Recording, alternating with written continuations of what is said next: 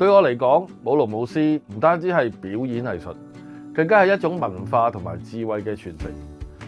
利東街俾到一個平台同埋機會我哋，可以用創新嘅方式將呢項非物質文化遺產同現代生活接軌。我哋嘅表演吸引到好多住喺呢度嘅居民，同埋嚟自世界各地嘅遊客。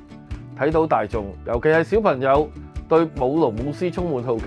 我感受到呢種傳統文化一定可以喺新一代裏邊延續落去。The Salvation Army has partnered with Lee Chung Avenue for a while now, and we're glad to be teaming up again. It's a wonderful and heartwarming platform where our volunteers can connect with the community and engage with both residents and tourists, making a real difference together.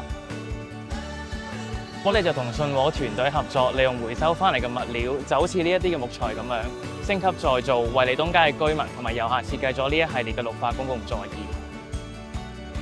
好似圓形呢張座椅咁，就可以俾都市人喺繁忙之中坐低超下、休息下，將藝術、實用同可持續發展元素結合埋一齊。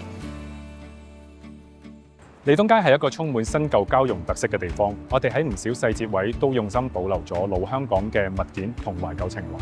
而我哋每次舉辦節慶活動，都會特別加入文化元素，既保留街區原有嘅社區氣息，亦會注入現代活力。